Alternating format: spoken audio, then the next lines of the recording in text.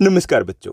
आज के इस एपिसोड में इस वीडियो में हम क्या बात करेंगे, हम बात करने वाले हैं class 9th SST social science सामाजिक विज्ञान की, और डिस्कस करेंगे हम class 9th SST social science सामाजिक विज्ञान के मिड टर्म एग्जाम के सैंपल क्वेश्चन पेपर के बारे में। मिड टर्म के एग्जाम को आप टर्म 1 का एग्जाम या फर्स्ट टर्म का एग्जाम या फिर हाफ ईयरली एग्जाम भी कह सकते हो। हालांकि ये कोविड पीरियड के जो टर्म 1 के एग्जाम है उससे टोटली डिफरेंट रहेगा। काफ़ी सारी स्टूडेंट्स ने गूगल भी किया होगा, गूगल पर सर्च भी किया होगा class 9th SST first term का क्वेश्चन पेपर। तो जब आपने सर्च किया तो बहुत सारे ऑप्शंस आपको मिले होंगे, हालांकि वो क्वेश्चन पेपर टोटली डिफरेंट आपको मिला होगा। वो कैसे कि इस बार जो आपका क्वेश्चन पेपर आएगा, जो पैटर्न रहेगा, जो ब्लूप्रिंट है, वो टोटली डिफरेंट है। इसमें मोटे तौर पे दो चेंज आपको दिखाई देंगे। एक तो जो टर्म 1 का एग्जाम उस टाइम हुआ था, यानी कि जो कोविड पीरियड में हुआ था, उसमें फर्स्ट टर्म के एग्जाम में टोटल जितने भी क्वेश्चन थे वो एमसीक्यूज थे, यानी कि हमारा जो पैटर्न था उस वक्त वो एमसीक्यू बेस्ड था। इस बार ऐसा नहीं रहने वाला, यानी कि टोटली सभी क्वेश्चंस आपके एमसीक्यूज नहीं रहेंगे। पहला चेंज तो ये दिखाई देगा। सेकंड चेंज है इंपॉर्टेंस को लेकर के। हम कह सकते हैं कि जो लास्ट ईयर या कोविड पीरियड के दौरान आपका टर्म 1 का जो एग्जाम हुआ था उसमें क्या हुआ था, उसमें ये हुआ था कि टर्म 1 के एग्जाम के सिलेबस को आपने कर लिया, दैट्स ऑल, खत्म, यानी कि उसको आप साइड में रख सकते थे, यानी कि वो सिलेबस रिपीट नहीं हुआ था सेकेंड टर्म में। इस बार क्या हुआ कि हम दोबारा से एनुअल सिस्टम की तरफ लौट आए हैं, यानी कि एनुअल सिस्टम है वो फॉलो करने वाले हम। तो उसमें क्या होगा कि आपका जो फर्स्ट टर्म का सिलेबस है वो आपके एनुअल एग्जाम में भी रिपीट होने वाला है, यानी कि आपको ज़्यादा फोकस करना है, अच्छे से कंसेप्ट को समझना है। और अच्छे से अगर कंसेप्ट को समझोगे तो इट मीन्स दैट आप जो एनुअल एग्जाम है, फाइनल एग्जाम है, उनकी प्रिपरेशन को यहाँ से लेकर के चल रहे हो। क्लियर? यानी कि ये दो बड़े चेंज आपको दिखाई देंगे। जहाँ तक सिंपल क्वेश्चन पेपर की बात आती है कि ये कितने इंपॉर्टेंट होते हैं, क्यों इंपॉर्टेंट होते हैं, तो ये आपकी प्रिपरेशन को, आपकी जो तैयारी होती है उसको नेक्स्ट लेवल पर लेकर के जाते हैं। एक तो मोटे तौर पे आपको आइडिया हो जाता है कि भाई क्वेश्चन किस टाइप के आएंगे, क्वेश्चंस होंगे, उनका डिफिकल्टी लेवल क्या रहेगा, क्वेश्चंस की लैंग्वेज क्या रहेगी, कौन से क्वेश्चंस है जो मोस्ट इंपॉर्टेंट रहेंगे। यहाँ पे देखिए कि मैं जितने भी सिंपल क्वेश्चन पेपर आपके लिए लेकर के आ रहा हूँ उसमें क्वेश्चंस वो होते हैं जो आपके एग्जाम में आने होते हैं, यानी कि ऐसा नहीं कि भाई कहीं से उठाया, ठीक है, यहाँ से उठा लिया, वहाँ से उठा लिया, बस बन गया सिंपल क्वेश्चन पेपर। ऐसा नहीं है। उनके लेवल को, डिफिकल्टी लेवल को, लैंग्वेज को, इंपॉर्टेंस को, उन चीज़ों को मैं ध्यान में रखने की कोशिश करता हूं ताकि इस टाइप से क्वेश्चन पेपर बने कि आपके लिए वो हेल्पफुल भी रहे, कि आप उनके थ्रू अगर प्रैक्टिस करें तो कुछ आपके लिए भी ये रहे कि हाँ, ये क्वेश्चंस आपके लिए एक्चुअली में काफ़ी इंपॉर्टेंट है। क्लियर? तो एक साथ साथ ये भी होता है कि अगर आपने अच्छे से सिलेबस का कवर भी कर लिया है तो इसके थ्रू आप प्रैक्टिस भी करते हो। जो प्रैक्टिस करते हो आपको लगता है कि हाँ भाई सारे क्वेश्चन आ रहे हैं, तो आपका कॉन्फिडेंस लेवल है वो भी बूस्ट होता है। और अगर आपको लगता है कि यहाँ पे इस टाइप के क्वेश्चंस मुझे समझ में नहीं आए, यानी कि मैंने पहले से तैयार नहीं कर रखे, तो आपको यहाँ से आइडिया लगता है कि भाई ये इंपॉर्टेंट है तो इसको आपको अच्छे से प्रिपेयर करना है। ठीक? तो इसके लिए ज़रूरी होता है कि हम 2-3 सिंपल क्वेश्चन पेपर, चाहे वो मिड टर्म का एग्जाम है, चाहे वो एनुअल एग्जाम है, तो उससे पहले अच्छे से प्रैक्टिस करके जाएँ। क्लियर? और जहाँ तक आपके क्लास 9 सोशल साइंस की बात है तो चैप्टर वाइज जो मोस्ट इंपॉर्टेंट क्वेश्चंस है हिंदी और इंग्लिश मीडियम में सेपरेट, वो ऑलरेडी हम पब्लिश कर चुके हैं। और अगर आपने उन वीडियोस को नहीं देखा तो आपको प्लेलिस्ट में जाना है।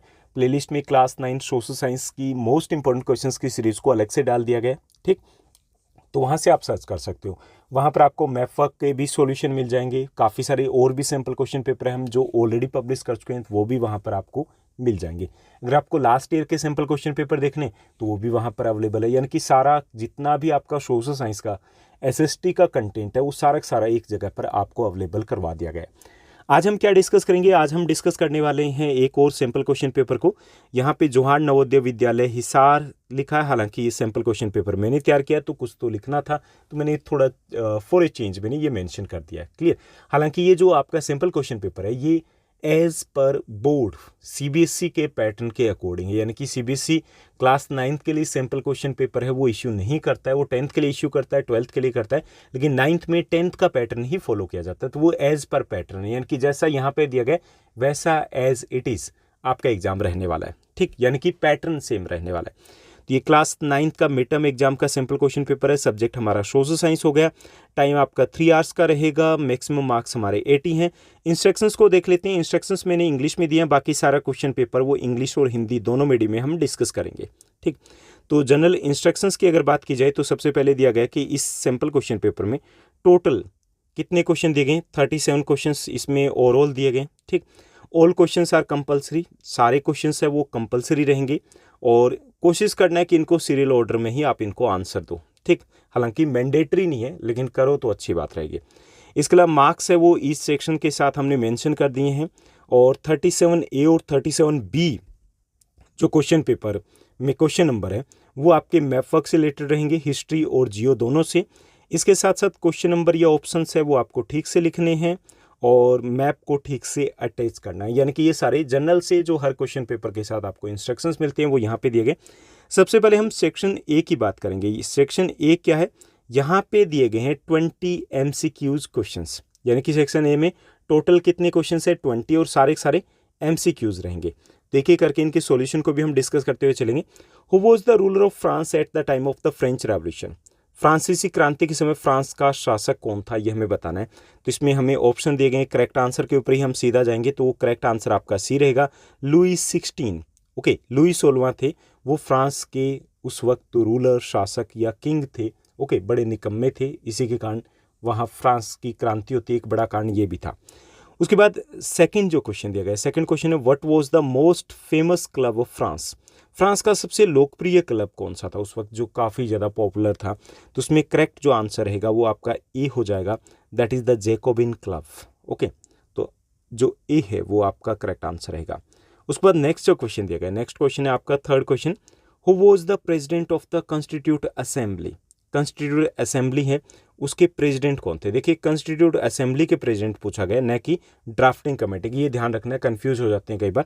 तो इसमें करेक्ट आंसर आपका रहेगा वो ए रहेगा, डॉक्टर राजेंद्र प्रसाद, जो बाद में हमारे देश के पहले राष्ट्रपति भी बनते हैं। वो इस संविधान सभा के अध्यक्ष थे।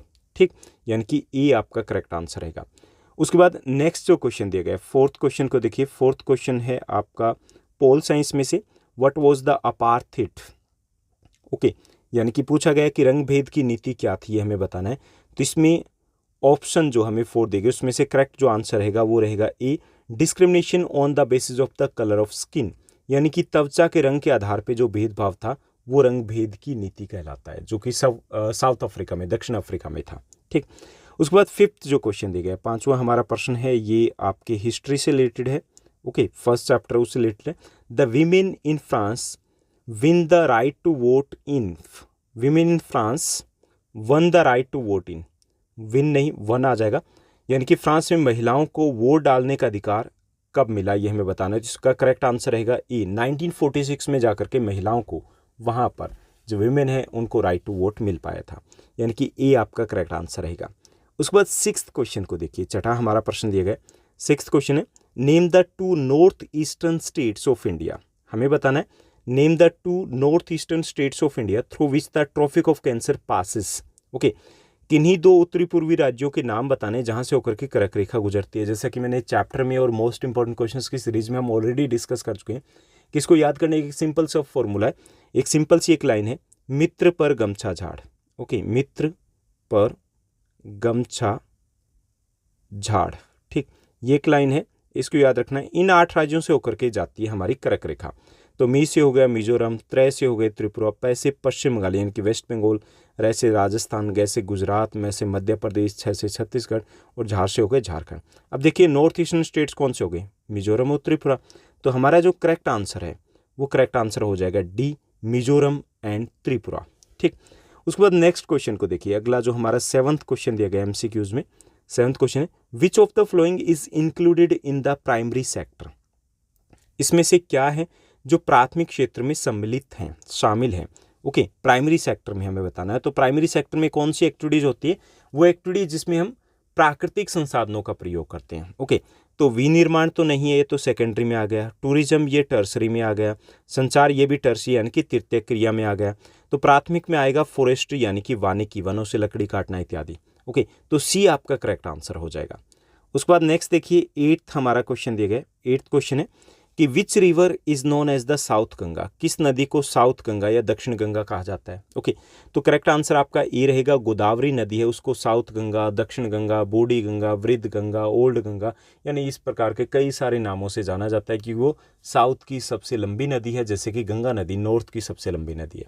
ओके, उसके बाद 9th जो क्वेश्चन रहेगा, 9वां हमारा प्रश्न है, 9th क्वेश्चन दिया गया, which is the most important factor of production? Production के जैसे हमने इको के फर्स्ट चैप्टर में किए हैं कि उत्पादन के 4 महत्वपूर्ण कारक होते हैं।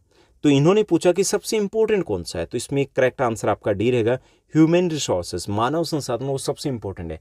यानी कि चाहे हमारे पास प्राकृतिक संसाधन हो, लेबर हो, चाहे फिजिकल कैपिटल यानी कि भौतिक पूंजी हो, जब तक मानव उन चीज़ों को मैनेज नहीं करता तब तक उत्पादन नहीं हो सकता। जैसे हमारे पास अगर ज़मीन हो, ट्रैक्टर भी खड़ा हो, ओके, मजदूर भी हो, लेकिन जब तक हम उन चीज़ों को मैनेज नहीं करेंगे अपने आप फसलें नहीं हो सकती। क्लियर? तो ह्यूमन रिसोर्सेज, मानव संसाधन वो सबसे इंपॉर्टेंट है। उसके बाद 10th क्वेश्चन दिया गया, this is a form of government in which the rulers are elected by the people. Okay, एक ऐसी शासन की व्यवस्था होती है जिसमें शासकों का चुनाव जनता करती है। तो हमें बताना कि ये किसकी बात की जा रही है, तो इसमें करेक्ट जो आपका आंसर रहेगा वो रहेगा डी। ओके, डेमोक्रेसी, लोकतंत्र है वो एक ऐसी शासन व्यवस्था होती है जिसमें शासकों का चुनाव जनता करती है। ओके, डी आपका करेक्ट आंसर हो जाएगा। उसके बाद नेक्स्ट क्वेश्चन की बात करेंगे। अगला जो हमारा प्रश्न दिया गया 11th क्वेश्चन है, in a democracy each adult citizen must have. Democracy में जो हर वयस्क नागरिक है उसके पास होना चाहिए। Okay, in a democracy each adult citizen must have, यानी कि हर वयस्क नागरिक के पास क्या होना चाहिए। इसमें ऑप्शन हमें दिए गए हैं, इनके पहला must have right to vote होना चाहिए, each vote must have one value, सभी वोट का एक समान मोल भी होना चाहिए, सी दिए गए ए एंड बी बोथ, ए और बी दोनों। तो इसमें करेक्ट आंसर हमारा सी हो जाएगा कि भाई वोट का अधिकार भी होना चाहिए और one person one vote one value, यानी कि वोट का मोल भी एक बराबर होना चाहिए। तो सी आपका करेक्ट आंसर रहेगा। उसके बाद 12th क्वेश्चन को देखिए। 12th क्वेश्चन है, the dash was the umbrella organisation that led the struggle against the policies of the segregation. Okay, यानी कि ये पूछा गया कि प्रमुख बड़ा संगठन था जिसने अलगाववादी रंग भेदी नीतियों के खिलाफ संघर्ष का नेतृत्व किया था। ओके, कहाँ की बात हो रही है, साउथ अफ्रीका, दक्षिण अफ्रीका की बात हो रही है। और हमें बताना है कि वहाँ का सबसे इंपॉर्टेंट संगठन कौन सा था जिसने स्ट्रगल किया था उस अपार्थी सिस्टम के खिलाफ। तो इसमें करेक्ट जो आपका आंसर है वो रहेगा बी, अफ्रीकन नेशनल कांग्रेस, यानी कि ANC वहाँ की प्रमुख पॉलिटिकल पार्टी थी। जैसे अपने यहाँ पे इंडियन नेशनल कांग्रेस थी उस समय में, तो वैसे ही वहाँ पर अफ्रीकन नेशनल कांग्रेस थी। क्लियर? यानी कि बी आपका करेक्ट आंसर रहेगा 12th क्वेश्चन का। उसके बाद नेक्स्ट क्वेश्चन देखिए। अगला जो क्वेश्चन दिया गया 13th क्वेश्चन है, how long did it take to make the constitution. संविधान को बनने में कितना समय लगा था ये हमें बताना है। तो इसमें करेक्ट जो आपका आंसर रहेगा वो रहेगा B, 2 years 11 months and 18 days। Okay, B correct answer रहेगा। उसके बाद 14th क्वेश्चन दिया गया, where was Nelson Mandela a popular leader. जो नेल्सन मंडेला वो कहाँ के जन नेता थे, कहाँ पर वो काफ़ी ज़्यादा फेमस थे, लोगों के बीच में लोकप्रिय थे, ये हमें बताना है। तो इसमें करेक्ट आंसर आपका ए हो जाएगा, साउथ अफ्रीका यानी कि दक्षिण अफ्रीका के। उसके बाद नेक्स्ट जो क्वेश्चन दिया गया, अगला हमारा प्रश्न है, ये जियो के चैप्टर से लिया गया। Majuli is a riverine island located in the river. Okay, Majuli क्या है, एक नदी द्वीप है, वो किस नदी में ये हमें बताना है। तो इसमें करेक्ट आंसर आपका बी हो जाएगा, ये ब्रह्मपुत्रा नदी में। ठीक, उसके बाद नेक्स्ट क्वेश्चन को देखिए। अगला जो हमारा प्रश्न दिया गया, अगला प्रश्न दिया गया 16th क्वेश्चन है, जैसलमेर इज इन डेस, यानी कि जैसलमेर है कहाँ है, किस प्रदेश में है, स्टेट में कौन से में है, हमें बताना है। तो बी करेक्ट आंसर रहेगा, जैसलमेर है वो राजस्थान में है। ओके, डेजर्ट का मेन पार्ट आ जाता है जैसलमेर। उसके बाद नेक्स्ट क्वेश्चन की बात करें तो अगला हमारा प्रश्न दिया गया, अगला प्रश्न है हमारा 17th क्वेश्चन है, land mass bounded by sea on 3 sides is referred as, कि कोई स्थल भाग जो 3 ओर से समुद्र से घिरा हो तो उसे क्या कहते हैं, उसको पेनिनसुला या फिर हिंदी में प्रायद्वीप कहते हैं। तो सी आपका करेक्ट आंसर रहेगा। उसके बाद 18th क्वेश्चन को देखिए, name the longest tributary river of Ganga. Ganga की सबसे लंबी सहायक नदी का नाम बताना है। सहायक नदी समझते हो ना, कि मान लीजिए कोई नदी है, कोई रिवर है, क्लियर, कोई नदी या फिर कोई रिवर है, जैसे हम यहाँ पे थोड़ा सा ड्रॉ करके देख रहे हैं। तो कोई नदी या रिवर अगर वो किसी सागर या महासागर या झील में गिरती है तो वो मुख्य नदी होती है, और कोई नदी अगर उस नदी में गिरी है तो उसकी सहायक नदी हो जाती है, जैसे कि ये इसकी सहायक नदी है। तो गंगा की सबसे लंबी सहायक नदी कौन सी है, तो वो करेक्ट आंसर आपका बी रहेगा, यमुना नदी है वो गंगा की सबसे लंबी सहायक नदी है। सिर्फ गंगा की नहीं, हमारे देश की भी सबसे लंबी सहायक नदी है यमुना। उसके बाद 19th क्वेश्चन दिया गया, the leader of the Bolshevik party was. Bolshevik party के लीडर कौन थे ये हमें बताना है। तो इसमें करेक्ट आंसर बी रहेगा, लेनिन इसके प्रमुख लीडर थे। ओके, हालांकि बाद में स्टालिन को भी हैंडओवर होता है, लेकिन क्रांति से पहले की बात करें और उस वक्त या क्रांति के समय में लेनिन थे वो बोल्शेविक पार्टी के लीडर थे। तो बी आपका करेक्ट आंसर रहेगा। उसके बाद 20th क्वेश्चन दिया गया, which estates in France were exempted from paying taxes, France में किस एस्टेट को कर देने से छूट प्राप्त थी। ओके, तो इसमें सी आपका करेक्ट आंसर रहेगा। फर्स्ट और सेकंड एस्टेट यानी कि प्रथम और द्वितीय एस्टेट के जो लोग थे उनको टैक्स नहीं देने होते थे, सिर्फ थर्ड एस्टेट के लोगों को ही सारे टैक्स चुकाने पड़ते थे। तो ये हो गया हमारा पहला सेक्शन क्वेश्चन पेपर का, जिसमें MCQs क्वेश्चन दिए गए थे, यानी कि 1 मार्कर क्वेश्चन थे। टोटल हो गए 20 क्वेश्चन 20 मार्क्स के। उसके बाद सेकंड जो हमारा सेक्शन दिया गया, सेक्शन बी, यहाँ पे हमें दिए गए 4 क्वेश्चन, क्वेश्चन नंबर 21 to 24। ये 2 मार्कर क्वेश्चन हमें दिए गए। फर्स्ट हमारा 21 जो क्वेश्चन दिया गया, गिव 2 एग्जाम्पल ऑफ रिसोर्सेज, संसाधन के कोई 2 उदाहरण दीजिए। संसाधन क्या होता है, सबसे पहले ये समझना है कि कोई भी वस्तु जो हमारी आवश्यकता को पूरा कर सकती है, anything that is usable to us, anything that can fulfil our need, जो हमारी ज़रूरत को पूरा कर सकती है, उस वस्तु को कहेंगे हम संसाधन। आपके हाथ में मोबाइल है, काम का है, संसाधन है। आपके पास नोटबुक है, काम की है, संसाधन है। आप जिस रूम में बैठे हो वो संसाधन है। जिस बेड या चेयर के ऊपर आप बैठे हो वो भी संसाधन है। यानी कोई वस्तु जो काम की है वो संसाधन है। तो ये जल, भूमि, पेड़ पौधे, ओके, घर, सड़क, व्हीकल, कुछ भी जो आपको दिखाई दे रहा है वो संसाधन है। कोई भी 2 उदाहरण आप दे सकते हो, एग्जाम्पल दे सकते हो। उसके बाद 22वां प्रश्न दिया गया, name the two tributaries of Brahmaputra river. Brahmaputra नदी है, उसकी 2 सहायक नदियों के नाम बताने हैं। ओके, तो दिबांग एक नाम आप देख सकते हो, तिस्ता, मानस। ओके, तिस्ता, मानस, दिबांग, 3 काफ़ी रहेंगे, 3 में से 2 दे दीजिए। तो ये इसकी सहायक नदियाँ हैं। उसके बाद 23rd जो क्वेश्चन है, 23rd क्वेश्चन है, which 2 major peninsular rivers fall into Arabian sea. प्रायद्वीपीय भारत की कौन सी 2 प्रमुख नदियां अरब सागर में गिरती है। देखिए, जितने चैप्टर में हमने तीसरे चैप्टर में डिस्कस किया, तो जितनी भी नदियां, उनमें से 2 प्रमुख नदियां हैं जो अरब सागर में गिरती है। यानी कि अगर इंडिया की बात करें, साउथ इंडिया की, तो उसका ढाल कैसे है, उसका ढाल पश्चिम से पूर्व की तरफ है। ठीक, इस साइड से नदियां आकर के गिरती है। लेकिन 2 नदियां, एक तो हमारी नर्मदा नदी है और दूसरी हमारी तापी नदी है, जो अरब सागर में यहाँ पर गिरती है। ठीक, तो इसमें कौन सी 2 नदियां होगी, नर्मदा और तापी नदियां। क्लियर। उसके बाद 24th क्वेश्चन दिया गया, what are 3 most important factors of human resource development. यानी कि मानव संसाधन विकास के 3 सबसे महत्वपूर्ण कारक कौन कौन से, यानी कि जिससे हम संसाधन बनते हैं। जैसे आप सभी स्टूडेंट्स हो, वो क्या हो, मानव संसाधन हो। लेकिन कैसे बनोगे, वो 3 चीज़ों के ऊपर डिपेंड करेगा। एक तो है आपकी शिक्षा, ओके, उसमें क्वालिटी एजुकेशन आ जाएगा। एक आपकी एजुकेशन यानी कि शिक्षा, दूसरा आपका हेल्थ यानी कि स्वास्थ्य, और तीसरा आपकी स्किल या ट्रेनिंग कह लीजिए, ओके, आपके प्रशिक्षण या फिर आपकी स्किल। यानी कि इन 3 फैक्टर के ऊपर डिपेंड करता है। तो शिक्षा हो गया, एजुकेशन, स्वास्थ्य यानी कि हेल्थ, और प्रशिक्षण यानी कि ट्रेनिंग या फिर इसको आप स्किल भी कह सकते हो। क्लियर, इनके ऊपर डिपेंड करेगा। तो ये हो गया हमारा सेकंड सेक्शन बी। अब हम बात करेंगे नेक्स्ट सेगमेंट की। नेक्स्ट सेगमेंट है हमारा सी सेक्शन, और सी सेक्शन की बात करें तो यहाँ पे हमें दिए गए हैं 5 3 मार्कर क्वेश्चन, यानी कि क्वेश्चन नंबर 25 से 29। यहाँ पे आपको कोई भी इंटरनल चॉइस नहीं दी जाएगी। उसके बाद इसमें दिया गया 25th क्वेश्चन है, describe the bloody Sunday incident, what was it's outcome. खूनी रविवार की घटना का वर्णन हमें करना कि क्या था। कि 1905 की बात है, जो मजदूर वर्ग थे, ओके, रसिया में, वो मजदूर वर्ग जार से मिलने के लिए उनके महल के सामने पहुंचते हैं, और जार के महल के सामने जो जार के सैनिक है और मजदूरों के बीच में एक तरीके से मुठभेड़ हो जाती है, और वहाँ पर गोलीबारी हो जाती है, और उस गोलीबारी में सैकड़ों के आसपास जो मजदूर है वो मारे जाते हैं। इस दिन रविवार था, तो इस घटना को खूनी रविवार की घटना कहा जाता है। उसके बाद व्हाट वाज इट्स आउटकम की अगर बात करें तो आउटकम ये था कि इससे जो मजदूर है उनमें एकता की स्थापना हुई।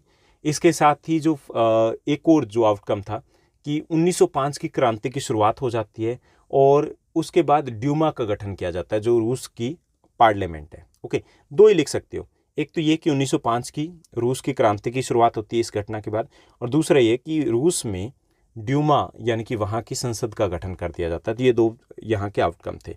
तो थोड़ा सा आपको बताना, इसको एक्सप्लेन करना है कि what was the bloody Sunday incident, that the labour और the workers they wanted to meet the tsar, and but the कह सकते हैं कि द ऑफिशियल्स और the security guards they attacked और open fired on those workers के ऊपर open firing कर देते हैं।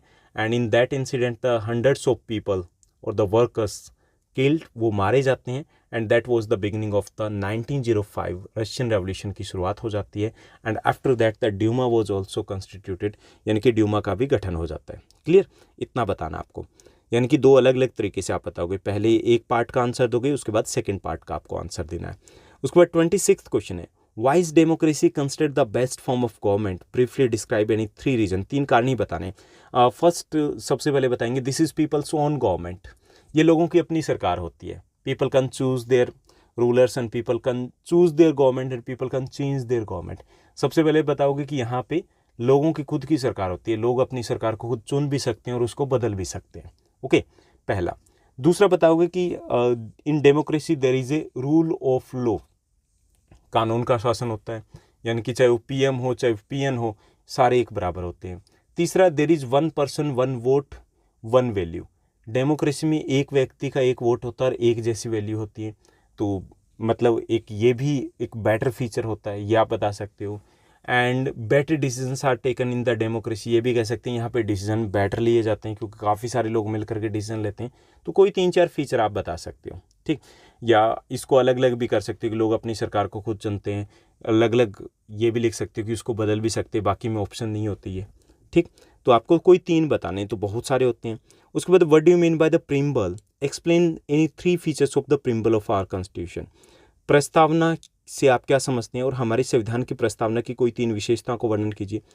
प्रस्तावना क्या होती है कि किसी भी पुस्तक के पहले उसका जो इंट्रोडक्शन होता है वो प्रस्तावना कहलाता है, यानी कि जैसे हमारे संविधान से पहले एक इंट्रोडक्शन दिया गया कि one introduction has been given before in the beginning of the constitution and that is known as the preamble. वो एक इंट्रोडक्शन दिया गया है। Introduction tells us who has prepared this document, for whom, किसके लिए प्रिपेयर किया गया, and what are the main features, इसके अंदर क्या है, ठीक।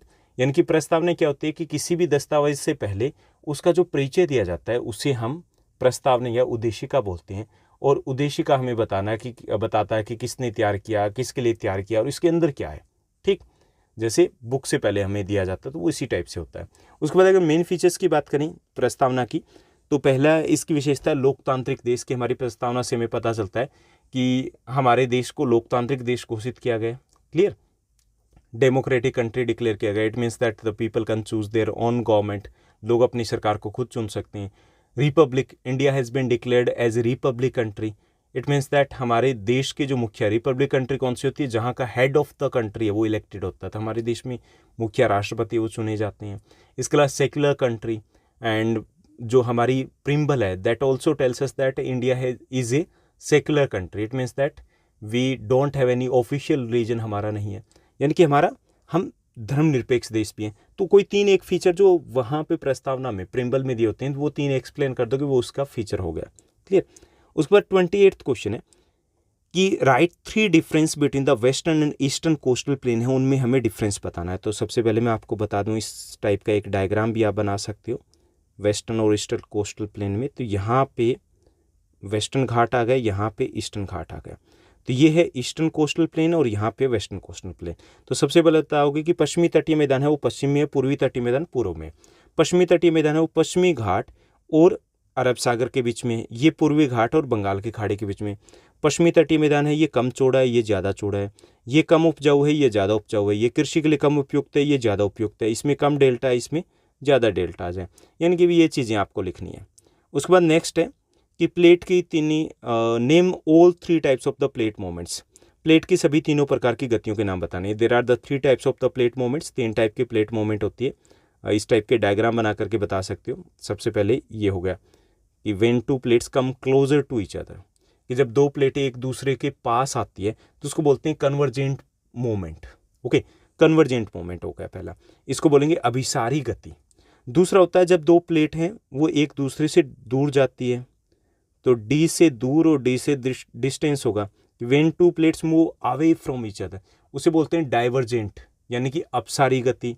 और तीसरा होता है जब 2 प्लेटें एक दूसरे के पास से हॉरिजॉन्टली मूवमेंट करती हुई जाती है, टकराती हुई, ये इधर जा रही है, ये इधर जा रही है, इस टाइप से अगर जा रही है तो इसे हम बोलेंगे ट्रांसफॉर्म, यानी कि रूपांतरण गति। टी से टकराना, टी से ट्रांसफॉर्म। तो 3 प्रकार की गतियाँ इनको आपको बताना है और छोटे से पेंसिल से डायग्राम भी बना दोगे। क्लियर। उसके बाद नेक्स्ट अगर हम बात करें, सेक्शन डी हमारा दिया गया, नेक्स्ट सेगमेंट दिया गया। इसमें हमें 5 मार्कर क्वेश्चन दिए गए हैं। ये क्वेश्चन ऑलरेडी हम डिस्कस कर चुके हैं डिटेल में, जो मोस्ट इंपॉर्टेंट क्वेश्चन की सीरीज है। जिसमें जैसे 30th क्वेश्चन दिया गया, तो यहाँ पे आपको इंटरनल चॉइसेस मिलेगी। Explain the causes of the French revolution, French revolution के कारण बताने, तो बहुत सारे कारण हैं। अयोग्य शासक, okay, weakness of the ruler, ruler थे वो वीक थे। इसके साथ साथ टैक्स सिस्टम, वहाँ का सोशल डिवीज़न ही ऐसा था कि जो वहाँ पर एस्टेट था, थर्ड एस्टेट, उसको दबाया जा रहा था। इंक्रीज इन द टैक्सेस, करों में वृद्धि करने की कोशिश की जाती है, तब भड़क जाते हैं लोग। महंगाई हो गया, ओके। इसके साथ साथ अनएम्प्लॉयमेंट यानी कि बेरोजगारी हो गया, भुखमरी की समस्या हो गया, okay, shortage of the food resources हो गया, यानी कि इस टाइप के कारण थे। तो उनमें से 5-6 कारण आपको एक्सप्लेन करने। उसके बाद रूढ़िवादी, उदारवादी और रेडिकल कौन थे, तो ये in the beginning in the beginning of the 20th century की अगर हम बात करें, 20वीं सदी की शुरुआत में, तो रूसी समाज में 3 प्रकार की विचारधाराएं थी। सबसे पहले रूढ़िवादी की बात करें तो भाई ये लकीर के फकीर थे, who didn't want to bring change in the society, जो चेंज नहीं चाहते थे। ये चाहते थे कि पुराने वाला जो राजतंत्र है, these were not in the favour of the democracy के फेवर में नहीं थे, चेंज के फेवर में नहीं थे, किसके फेवर में थे, ऑटोक्रेसी के फेवर में थे, ठीक। और उदारवादी थे, those who wanted to bring the change, जो चेंज चाहते थे लेकिन ग्रेजुअल चेंज चाहते थे, धीरे धीरे चेंज होने चाहिए, ठीक। और ये डेमोक्रेट्स नहीं थे, ये चाहते थे कि वोट, राइट टू वोट तो मिले लेकिन धनी लोगों को मिलना चाहिए। रेडिकल्स थे, ये चाहते कि भाई कल क्यों, अभी हो। दे वांटेड, यूँ कह सकते, quick change in the society. तो इनके बारे में थोड़ा थोड़ा सा आपको मेंशन करना है। तो डिटेल में हम यहाँ पर डिस्कस नहीं करेंगे, आपको मोटे तौर पे हम यहाँ पे बता रहे हैं कि किस टाइप के क्वेश्चन और कैसे लिखने हैं आपको। उसके बाद है why's democracy considered as the best form of government, क्यों बेहतर माना जाता है। तो इसमें अभी हमने 3 मार्कर में भी डिस्कस किया था, वो 5 फीचर्स आपको मेंशन करना है कि क्यों लोगों की अपनी सरकार होती है, पीपल्स ओन गवर्नमेंट होती है ये, okay. People can choose their government, people can change their government, यहाँ पे इक्वालिटी होती है, यहाँ पे रूल ऑफ लॉ होता है, ओके। यहाँ पे 1 पर्सन 1 वोट 1 वैल्यू होती है, यहाँ पे बेटर डिसीजन लिए जाते हैं, यहाँ की गवर्नमेंट ज़्यादा रिस्पॉन्सिबल होती है, ओके। ये सब कुछ मेंशन कर सकते हो। उसके बाद भारतीय संविधान के प्रमुख प्रेरणा स्रोत क्या थे, what were the main sources of inspiration for making Indian constitution, कि भारतीय संविधान को जब बनाया गया था तो कहाँ से हमने प्रेरणा ली थी। तो देखिए 1928 में नेहरू रिपोर्ट, 1931 की बात करें 1931 का कराची सेशन था, गवर्नमेंट ऑफ इंडिया एक्ट 1935, वहाँ से बहुत कुछ लिया है। We were inspired from Indian national leader से हम इंस्पायर्ड थे। We were inspired from the French revolution, France की क्रांति से भी इंस्पायर्ड थे, ओके। हम ब्रिटिश कॉन्स्टिट्यूशन से भी हमने बहुत कुछ लिया है। यानी कि ऐसे बताना कि भाई कहाँ कहाँ से हमने ये चीज़ें ली है, कहाँ से इंस्पायर्ड थे, तो वो चीज़ें हमें मेंशन करनी है। मोस्ट इंपॉर्टेंट क्वेश्चंस की सीरीज में ये डिस्कस किया हुआ है। उसके बाद है explain the all 3 sectors of the Indian economy, भारतीय अर्थव्यवस्था के तीनों सेक्टरों का एग्जाम्पल के साथ एक्सप्लेन करना है। प्राथमिक क्षेत्र, द्वितीयक, तृतीयक, यानी कि प्राइमरी, सेकेंडरी और टर्सरी एक्टिविटीज़ है, उनको आपको एक्सप्लेन करना है यहाँ पे। तो ये बहुत आसान सा है, तो मैं यहाँ पर डिटेल में डिस्कस नहीं करूँगा इसे। उसके बाद है पालमपुर गांव है, उसके ऊपर एक नोट लिखिए। तो पालमपुर गांव के बारे में बताना है, कैसा गांव है। पालमपुर एक अच्छा खासा विकसित गांव है, 450 के आसपास फैमिलीज़ है, 150 परिवार लैंडलेस है, वहाँ पे 2 स्कूल हैं, ओके। एक प्राइमरी स्कूल है, एक हेल्थ सेंटर भी है, सभी घरों में बिजली है, ट्यूबवेल कनेक्शन है। तो ये सारी चीज़ें आप बताओगे। हिमालय और प्रायद्वीपीय नदियों में ये श्योर ही रहता है, आपके एग्जाम में आना ही होता है इस क्वेश्चन को। तो आपको बताना है हिमालय की नदियाँ एक साइड में लिखिए, प्रायद्वीपीय भारत की नदियाँ। हिमालय की नदियाँ सदाबहानी है, पेरेनियल रिवर्स है। दीज आर द सीजनल्स, यानी कि ये मौसमी नदियाँ। These are long, these are short comparatively, these are more in numbers, these are less in number, ये संख्या में ज़्यादा, ये संख्या में भी कम है। These are having the large amount of water, इनमें पानी ज़्यादा होता है, इनमें पानी कम होता है। यहाँ की अगर बात करें तो ये नदियाँ, जो हिमालय की नदियाँ होती है वो मिंडरिंग करती है, यानी कि ऐसे नदी विसर्पण करती है, ये सीधे रास्ते से होकर के बहती है। ये एग्रीकल्चर के लिए ज़्यादा सूटेबल है, ये कम सूटेबल है, क्योंकि इनमें पानी पूरे साल रहता है और ये प्लेन इलाके से बहती है, इसलिए ज़्यादा सूटेबल है, ये कम सूटेबल है। ये हाइड्रो इलेक्ट्रिसिटी के लिए ज़्यादा सूटेबल है, ये कम सूटेबल है। ये नौकायन के लिए ज़्यादा सूटेबल है, कम सूटेबल है, यानी कि ऐसे बहुत सारे अंतर हो सकते हैं, 15-20 डिफरेंस हो सकते हैं। तो आपको 7-8 ही आपको मेंशन करना है। या फिर आप इसमें कर सकते हो क्वेश्चन, नदियाँ हमारे लिए क्यों महत्वपूर्ण है, तो ये आपको बता दोगे कि क्यों है। For irrigation, for the generation of the hydro electricity, यानी कि सिंचाई के लिए, जल विद्युत पैदा करने के लिए, टूरिज्म के लिए, पर्यटन के लिए, पर्यावरणीय संतुलन के लिए इम्पोर्टेंट है। इनके धार्मिक या सांस्कृतिक भी उनका महत्व होता है। बाढ़ अगर बात करें तो बाढ़ जब आती है, हालांकि विनाशकारी होती है, लेकिन इससे नदियां है वो नई मिट्टी लेकर के आती है, उसको बिछाती है, तो नई मिट्टी का निर्माण भी होता है। तो ऐसे कुछ 5-6 कारण आप लिख सकते हो। उसके बाद सेक्शन ए जो रहेगा ये रहेगा, इसमें रहेंगे आपके सोर्स बेस्ड क्वेश्चंस, यानी कि आपको सोर्स दिया जाएगा और उस पर बेस्ड आपके क्वेश्चन रहेंगे। तो यहाँ पर आप सिर्फ स्क्रीनशॉट ले सकते हो या फिर इसको पोज करके देख सकते हो। तो इसको पहले आप रीड कर लीजिएगा, ये सोर्स क्या दिया गया है, और सोर्स को रीड करने के बाद आपको खुद इनको सॉल्व करना है ताकि प्रैक्टिस भी हो जाए। क्लियर। और ये जो सोर्स, पहला सोर्स दिया गया, तो ये हम ऑलरेडी पहले भी पिछले वीडियो में भी डिस्कस कर चुके हैं। क्लियर। उसके बाद 35th जो क्वेश्चन है तो वो भी आपका सोर्स बेस्ड क्वेश्चन रहेगा। तो यहाँ पर भी मैंने एक सोर्स दिया है। क्लियर। तो ये भी आप एक बार रीड कीजिएगा और उसके बाद आसान से आप आंसर दे सकते हो। इसको हम थोड़ा सा डिस्कस कर लेते हैं। Which countries economy was the worst hit by the economic crisis, से सबसे ज़्यादा किसकी इकोनॉमी प्रभावित हुई थी? तो इसको अगर हम बताएं तो as per the source C correct answer रहेगा, जर्मनी की इकोनॉमी है वो सबसे ज़्यादा प्रभावित हुई थी। उसके बाद नेक्स्ट जो क्वेश्चन दिया गया, अगला हमारा प्रश्न दिया गया कि what was the impact of economic crisis on German workers. German workers है उनके ऊपर क्या असर पड़ा? तो इसमें करेक्ट आंसर आपका सी हो जाएगा, both A and B, D हो जाएगा, बोथ ए एंड बी, कि उनकी लॉस जॉब्स, कईयों की नौकरी चली गई, रिड्यूस वेजेस, और जो काम पर थे उनकी मजदूरी कम हो गई। उसके बाद जो सेकेंड पार्ट दिया गया, explain the impact on the economic crisis on the German youth की बात करें तो जर्मन यूथ है दे कह सकते हैं, जैसे यहाँ पे क्लियर इसका आंसर भी दिया गया है लास्ट में, अगर आप देखोगे कि आम तौर पे दे लॉस्ट देयर जॉब्स, उन्होंने जॉब खो दी, एंड दे यूँ कह सकते हैं कि they diverted themselves towards the crime, crime की तरफ वो डाइवर्ट हो गए थे। ये चीज़ें आप बता सकते हैं कि उनकी नौकरियाँ चली गई और वो अपराध की तरफ अग्रसर हो गए थे। उसके बाद थर्ड सोर्स दिया गया क्वेश्चन नंबर 36 है, ये भी सोर्स है, ये आपका लिया गया है जियो में से। तो यहाँ पे देखिए कि the major rivers of the peninsula flow कहाँ किस साइड में बहती है, तो ये आपको बताना है। तो ये मुख्य जो नदियाँ हैं वो पश्चिम से पूर्व की तरफ बहती है। Okay. Name the major water divide of peninsula India की बात करें तो वो हमारा वेस्टर्न घाट, पश्चिमी घाट आ जाएगा।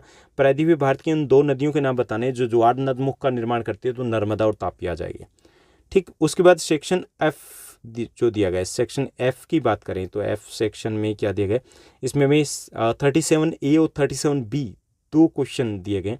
37A में जैसे दिया गया कि वह स्थान जहाँ पर 1789 में लोगों ने जेल पर धावा बोला था, वो आपको लोकेट करना है। हालांकि ये आइडेंटिफाई करने के लिए आएगा, लोकेट पहले किया होगा। तो ये हमारा पेरिस यहाँ पर हो जाएगा। उसके बाद दूसरा है a port of France related to the slave trade, दास व्यापार संबंधित एक बंदरगाह है बोर्डोक्स, उसका हमें बताना है। ओके, आइडेंटिफाई करना है। तो ये जितना भी मैप वर्क है आपका वो एक सेपरेट वीडियो मैंने डिस्कस किया, चैप्टर वाइज भी कर रखा है और हिस्ट्री का एक साथ और जियो का एक साथ, ऐसे अलग अलग भी कर रखे हैं। तो आप मैप वर्क में जाओगे class 9, 10 social science map work, तो वहाँ पे एक सॉल्यूशन के साथ आपको मिलेगा। क्लियर। उसके बाद 37B है, यहाँ पे माउंट एवरेस्ट हमें लोकेट करना है, बिल्कुल सिक्किम के साथ लगता है नेपाल में। हमें मालाबार कोस्ट को लोकेट करना। मालाबार कोस्ट की अगर बात की जाए तो कहाँ पे आ जाता है, जो केरल वाला कोस्ट है वो मालाबार कोस्ट है। तापी नदी की बात करनी तो यहाँ से लगभग तापी नदी आती है, तो इनको हमें लोकेट करना है। तो ये था आपका सैम्पल क्वेश्चन पेपर। उम्मीद करता हूँ कि आपके लिए काफ़ी ज़्यादा हेल्पफुल रहेगा। और इसके अलावा भी आपके अगर कोई क्वेश्चन है, कोई डाउट है, तो आप कमेंट करके पूछ सकते हो। इसके साथ साथ आप हमारा टेलीग्राम का चैनल है वो ज्वाइन कर सकते हो, उसका लिंक डिस्क्रिप्शन बॉक्स में आपको मिल जाएगा, क्योंकि टेलीग्राम पे 1-to-1 इंटरेक्शन पॉसिबल हो पाता है without sharing your numbers. Okay, कई बार होता है कि हमें किसी पर्टिकुलर टॉपिक के ऊपर डिस्कस करना है तो वो डिस्कस किया जा सकता है, या कि ये भी होता है कि आपको पर्टिकुलर टाइप के वीडियोज़ या कुछ चीज़ें डिस्कस करनी हो तो वहाँ पे लिंक भी शेयर किए जा सकते हैं। ओके, इंस्टाग्राम पर भी फॉलो किया जा सकता है। और आपके ये जो छोटे छोटे कमेंट्स आते हैं वो बहुत ज़्यादा इंपॉर्टेंट होते हैं मेरे लिए, क्योंकि वो मोटिवेशन हमें मिलता है, वो एक एनर्जी मिलती है कि हाँ हमें इस डायरेक्शन में लगे रहना है। तो आज के लिए बस इतना ही। Thank you, bye bye, have a nice day.